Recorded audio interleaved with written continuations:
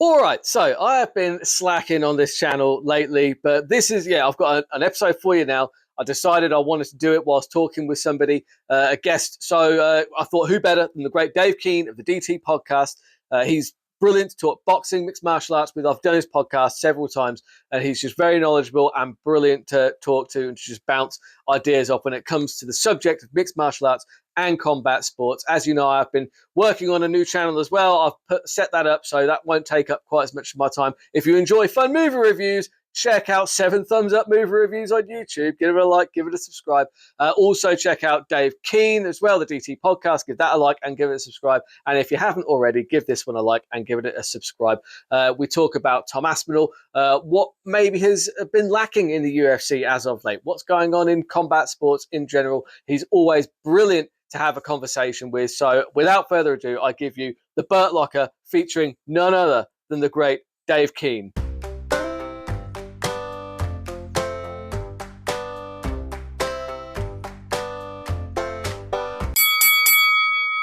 Hello, I'm Burt Green. This is the Burt Locker. And as you might notice this week, not number one, I'm actually doing a show for a start. It's been a couple of weeks because I've been lazy and terrible. But I have a guest here, Mr. Dave Keane from Switzerland. You'll know him if you've seen the video. I've done many podcasts with Dave on the DT podcast. Don't call it a comeback.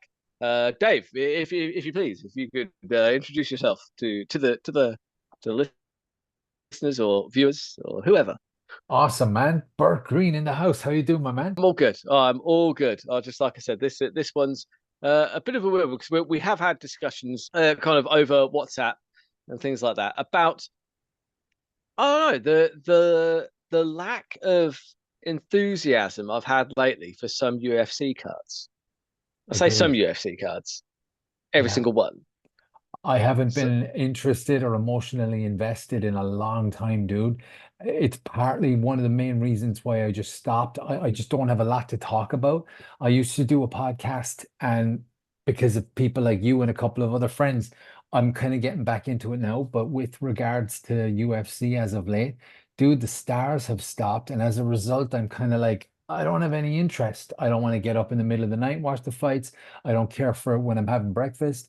I don't care to talk about it when I'm talking to fight fans. We're just kind of moving along to Jake Paul and boxing now, right?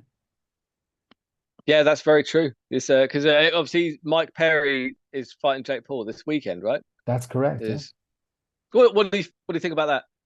Oh, dude, I'm all about Jake Paul, man. I love the guy. I love his message. I love how he's fucking.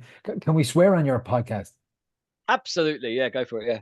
Awesome. I love how he's fucking it up. He's fucking the system up, dude. He's showing fighters that there's more to life than your insert fight organization here and that contract. And when that contract is up, you go somewhere else if your value is higher than what you think it is. And a lot of these fighters from UFC have finished out their UFC contract, and instead of retiring or re-signing with UFC, they're like, hang on a second, you're telling me I just need to box this guy and you're going to give me $500,000, 2 million, 5 million bucks? I think Nate Diaz made something like 9 million bucks in his last fight or something like that. Or was it? No, it was 500,000, sorry. But there was like a $9 million lawsuit. I think so. What was the lawsuit? I think lack of payment, right? Because there's But some laws in the US, right, where if you're out money and you win the case. I think it was the Yoel Romero thing with the false drug test that he had. yes, you're absolutely right. Yeah. So you get your win, and because of the, what's the word I'm looking for? Because you're emotionally distressed, or because you're unjustifiedly loss of wages or something, you get your win plus 3 times the fucking value or something like that. The Nice. US is crazy, dude. It is. Yeah, no, it really is. It's because it's funny to say, we're talking about Jake Paul. Obviously, on the other side of that fight, you've got Mike Perry. I'm a big fan of everything that Mike Perry has been doing. This is what I mean. I don't know if because I'm like you, I am quite a big fan of Jake Paul. I do like. For me, I was always a fan of the heels in wrestling. Does that make sense? Like when I used to watch wrestling, I was a Triple H fan. Do you know why? Ah, Because everyone hated him, And then when he won, people would cry about it, and that would make me happy. That would make me, and it's a very similar thing with Jake Paul. The more he wins, the more upset people get, and it's funny. It is funny. Similar with Donald Trump. It's like people get so crazy outraged about Donald Trump. It's like, yeah, he's probably going to win though. Yeah, he's probably going Yeah. to win, and rightfully so. But Mike Perry is another one. He's the first one of Jake Paul's opponents. Perhaps aside Mike Tyson aside, but that fight was never going to happen anyway. Yeah. Um, he's the first one of Jake Paul's opponents where I've been like, you know what? I don't know which one I'm really pulling for here because Mike Perry is a bad man. He's Yeah. a bad man. What he's managed to do with his career in bare knuckle boxing, straight out of the UFC, is phenomenal. You know, he beat MVP. He knocked Luke Rockhold's teeth out. You know, he's been a champion in I think in a couple of bare knuckle organizations now, and he's just having a real because he's just a tough guy. He's an old school fighter, a little bit like Tank Abbott in a lot of ways. You know, and Yeah. though that breed of fighter is few and far between these days, Right. and I think it's a pity, honestly, because we like Derek Lewis is one of those. They're kind of dinosaurs in a way because they're not athletes. They are just if they were anywhere else in the world, they'd be in a bar fighting. Rock'em And sock'em fighters, the fighter mentality. Just, I don't care what happens. I just want to get in a scrap, get someone bloody, and get myself bloody. Like, unfortunately, we talk about brain trauma. They're the guys we want to see fight, dude, right? I Like mean, it's they're the holy entertainment shit first and moments, foremost. right? Absolutely, it's and I think it's the holy shit moments that have been somewhat missing from the UFC recently. And and the thing is, as I say that, I can think of examples where I'm absolutely wrong in saying that. You know, UFC 300 was not that long ago.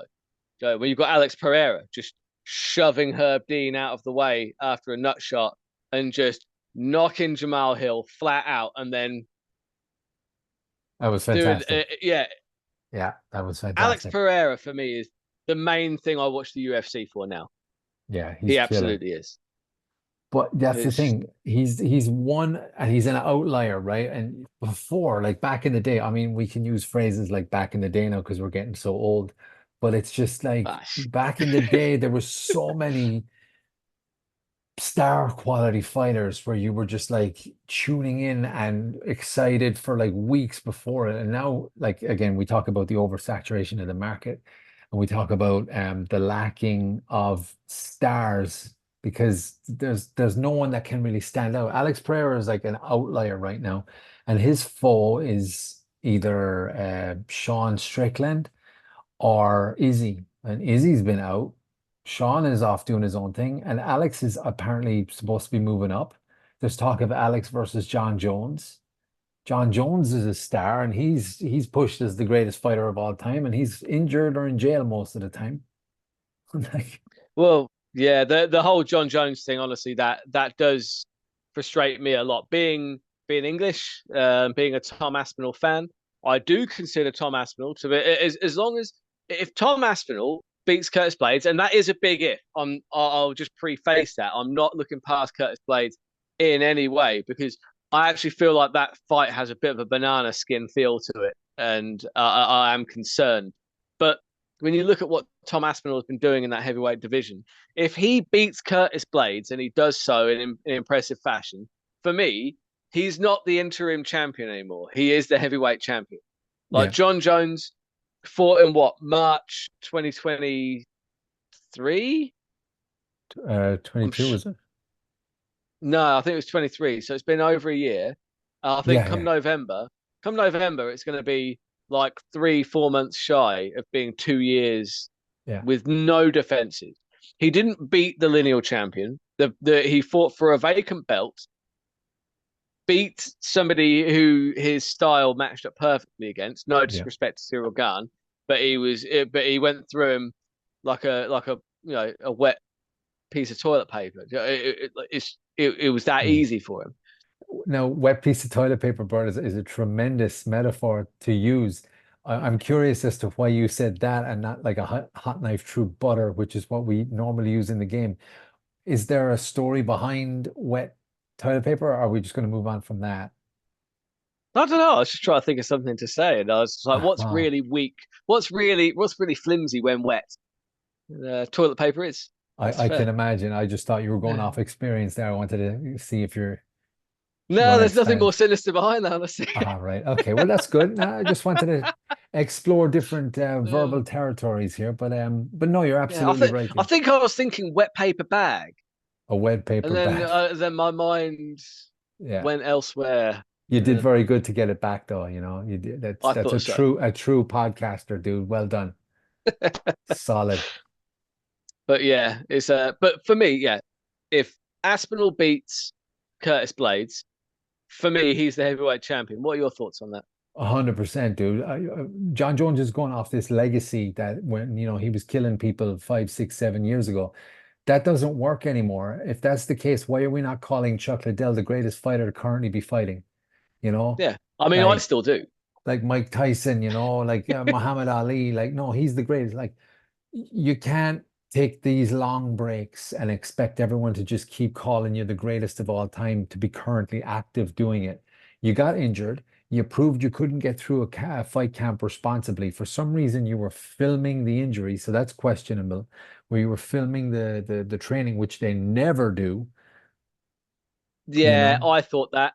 I was like, that's a that's strange pretty. one. So I mean, yeah, you can put a tinfoil hat on, but ultimately, whatever the situation, he has just not made it to the octagon, and Yeah, he talks about how, oh, Tom Aspinall needs to build his own legacy and stop trying to make a legacy off of me. It's like, John, if you're hogging the heavyweight title for like 18 months, 2 years, and not letting anybody else fight for it, how exactly are any of the other crop of heavyweights supposed to build a legacy if you're not willing to? Well, what they should, I mean, Dana White, in my opinion, should have had a chat with John. Said, look, John, we are going to strip you, but I'm going to give you the opportunity to do the right thing here and just say that, just come out and say, look, I am vacating the belt because it's the right thing to do.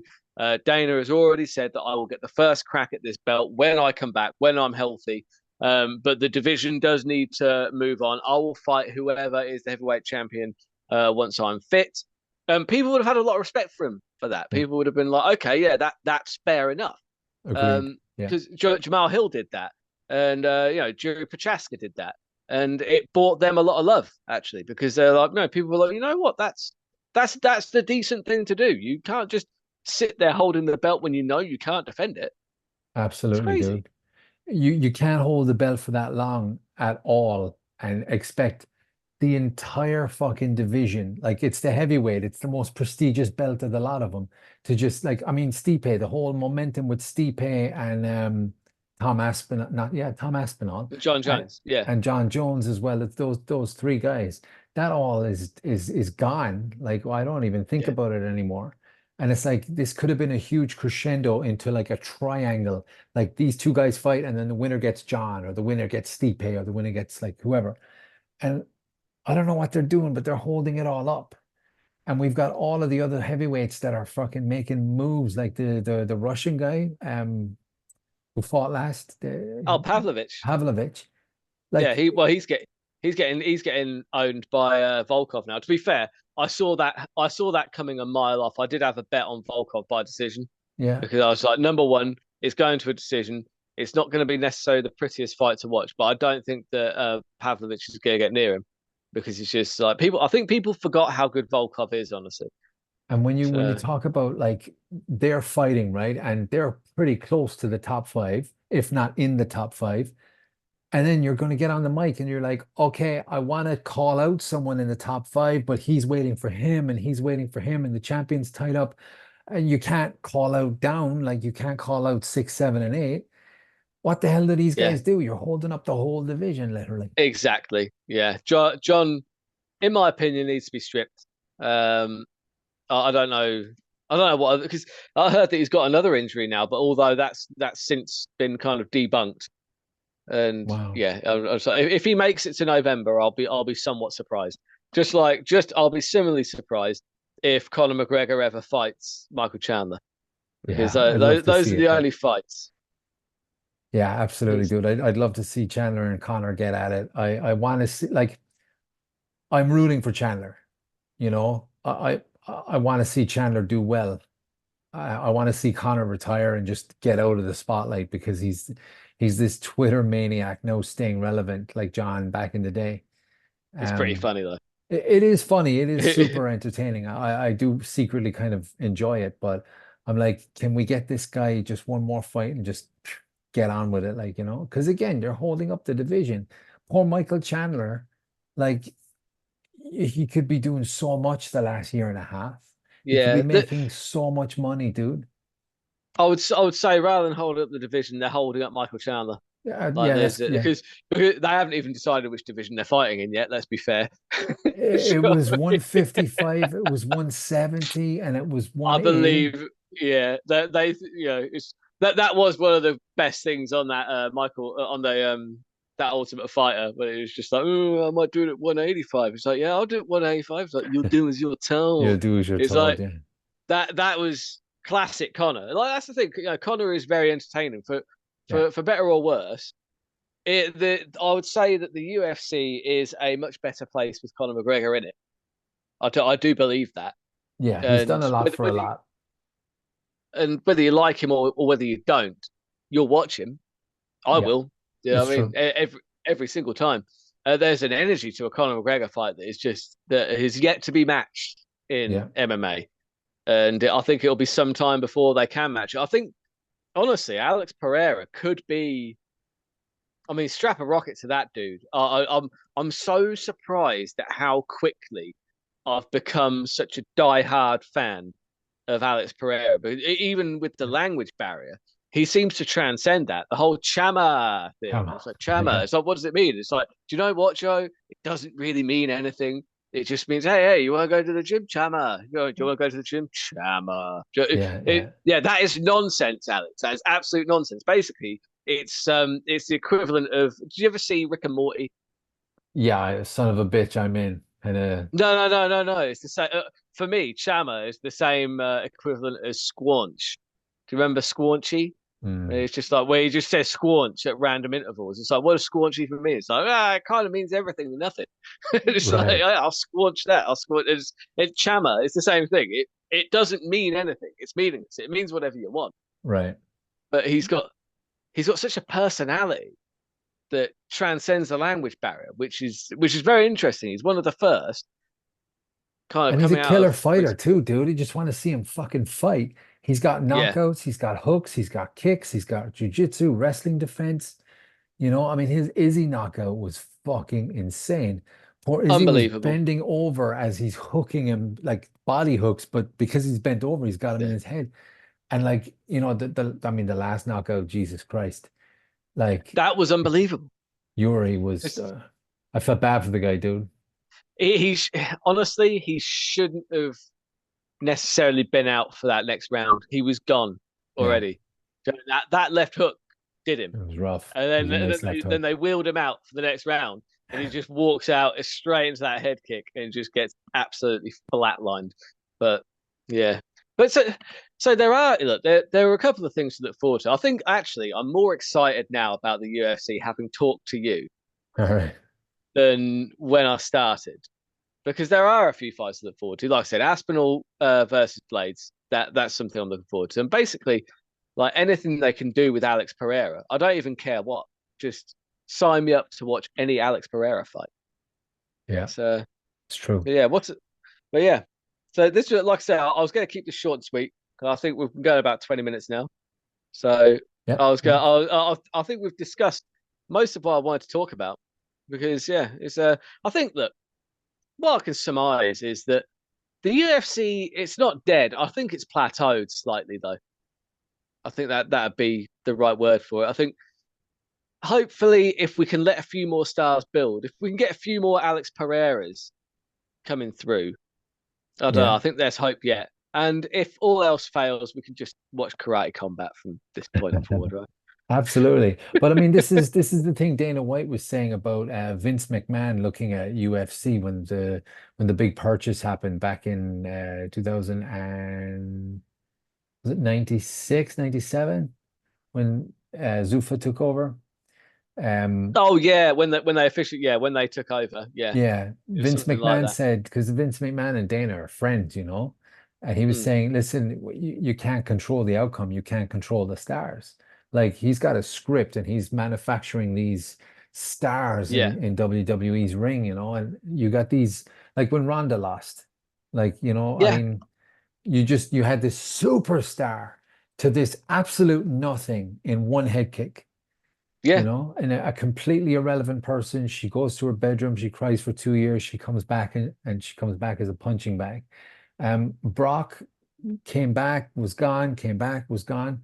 You got all of these guys. I mean, when Connor lost to Nate, when we saw Connor get his first loss in the UFC, loved that. That the was the magical. fact that Connor was so adamant to get back in there and avenge that loss straight away is what Yeah, every star needed to do. yeah, I respect the shit out of that as well. Yeah, I really do because again, there are a lot of things you can dislike about Connor, but the man, like, there was a point in time where he was the best at 155. Like, I don't even care what route you take. I don't care about any of that. If you hold that belt at that time, you are the best in that division, and therefore the best in the world that weight class. yeah, It's that simple. That's what the belt means. yeah, Do you know what I mean? It's like it's when people try and argue with me, saying, "Oh, Brock Lesnar was always crap." It's like, no, there was a time where he was the best heavyweight on the planet, yeah, and he had a belt. That's what that signified, and that's the end of that. Do you know what I mean? There is no conjecture there. It's not there's no ifs or buts. It's like, did he hold the belt in the heavyweight division in the UFC? Is the yeah. answer yes? Then he was at one time the best heavyweight in the world. He beat the champ, right? Yeah, But that's it. He built. you got a lot of these other fighters like just disintegrate into nothing. And you want to see the full story. This is why I Yeah, liked Brendan Schaub, right? Now, forgive me, I'm going to go on a positive Brendan Schaub rant, but like he was a podcaster as he was coming towards the end of his career. And you see all these fighters pushing their training videos, thanking their coaches, all the Instagrams, all the Facebooks, all the posts, all the Twitter tweets and stuff, right? And then it comes to fight day, you've got the build up, the walkout. And if you lose, we hear nothing, we see nothing except that one post where you come back stronger, right? I don't give a fuck about you coming back stronger. I want to see how you handle loss. I want to see how you're in the gym next Tuesday. I want to see you fucking saying, "All right, I got to get back on the horse," because they're the fighters that I want to see and push in the direction of, let's say, my kids. Who should we be looking up to? The drug addict millionaire who just fucking loses and goes to bang hookers and fucking yeah, snort that guy. cocaine? Oh, That guy. so yeah, no, we But should look up to him. or do you want to see the person who experiences defeat, loses, was not the best on that night, but gets back and shows us the journey of their progression back to success? Like, and Brendan Schaub showed us that when he was doing his podcast, talking about his loss to Andre Lavsky, talking Yeah, about his loss to Travis Brown. You see the anticipation, you see the fight, and you see how he handled himself after. I want to see more fighters do shit like that, whether it's in podcasts on your own podcast or in interviews or get on someone's podcast thereafter and like go on the Burt Locker and talk about your loss at UFC, whatever number it is. That's what I want to fucking see, dude. Who's with yeah, me? I'm with you. And actually, just to bring this back round to Alex Pereira one more time, because we haven't talked about him enough All already. right. I'm sorry, this has turned into the Alex Pereira love fest. But what can you do, chama? Anyway, Yeah, um, it's funny you mentioned that because that was something else that I really enjoyed about Alex Pereira. It was either on a podcast or it might have been on his own social media or whatever. But basically, when he was sat in the back after Israel Adesanya knocked him out, he sat in the back and like all his team, his coaches, his kids, and that they're all crying. And he said, and he just sat there and he was like, "Guys, look, end of the day, I'm fine. I came out of it. I'm fine. Like this wasn't our night. But how many times have we sent uh, men and families into the locker room feeling like this? This is our time. This is just our time to do that. All right. beautiful. Stop being so. so upset about it. It's fine. It is what it is. Yeah. It's like that I respect a lot as well. Do you know what I mean? It's just Yeah. doesn't shy away from the loss, just embraces it. It's a great attitude. And what I don't know if they should have released this, but I'm glad I saw it. Did you ever see the clip from Conor McGregor's Netflix documentary after the Khabib loss? I He's think in I did he's in the actually. locker Yeah, room, and he's just sitting there, and they didn't give the belt to Khabib. They just said, Bruce Buffer said, and the winner, champion, blah blah blah. And you just see Conor throughout all of the fucking shit talk prior and all the stuff that happened before that fight. You just see this raw, defeated dude. And maybe they shouldn't have released that, but I'm glad they did, because then you just see him as a person. You don't see him mm, as this fucking MMA god talking on the mic, getting people entertained, making millions of dollars. You see this raw, defeated dude who is probably going to have to get back in the gym on Tuesday if he wants to avenge that loss. Now, Khabib did retire since, but seeing that post-fight journey is so important to like new fighters or podcasters or kids in general who look up to sports athletes. yeah. I love it. No, you're absolutely right. It's one of the things that the UFC does do well, and they do continue to do so, is giving you a peek behind the scenes at the fighters. It's what separated them from boxing in a lot of ways. I do believe Yeah, because you could form an emotional kind of attachment to some of those fighters, and I hope to form more emotional attachments to fighters going forward, because I think there is, I was starting to become a bit disillusioned with the whole UFC product. I really was for a right. little bit there, but I think there's some good events coming up, and I'm hoping. I mean, to be fair, we're out of time because the Zoom thing says we're out of time. So, Yeah, but you got yeah, a time Dave, limit. if you could tell people where to find you. Absolutely, dude. Thank you very much for having me on. I'm on DT Podcast, D for Delta, T for Tango podcast on YouTube. I had given up, dude. I had thrown in the towel. I had hung up the microphone. I was done. I was using my podcast page on Instagram, DT underscore dot podcast, to just push what's it called? Like clips, reels, funny things. I got talking to a friend during the week. I got talking to you last week. And I'm like, well, if I can make time for your podcast, then surely I can make time for my own podcast. I've got Yes. stuff to say. I do still have a voice, and I want to venture out into more territory. So we're going to go with fights. I'm back in the gym, so I'm training boxing. I'm sparring twice a week, dude. I'm 40 years of age. I got a sore nose, a sore rib, and a sore back this afternoon. But yeah, dude, I having talked to you, and I'm just like, hey, let's keep going. Let's talk about all the different things that we've got to talk about. Donald Trump entering the White House for the second time come November's Yeah. elections. We're going to talk about concerts. Dude, last minute got AC/DC tickets, sitting on the couch drinking a beer the day before the concert. The concert had sold out 2, 3, 4 months in advance with 6 minutes of ticket sales. Last minute, the day before the concert, I got 2 tickets to AC/DC, saw AC/DC live. Going to see Pantera, the Pantera that exists nowadays, twice next February, once in Switzerland, once in Ireland. Very excited for that. Can't wait to talk about all that stuff. And dude, I will be having you back on the DT podcast to talk about more fights whenever the fuck you want. That sounds amazing. Make UFC great again. And until next time, guys, keep those odds long and those bets terrible.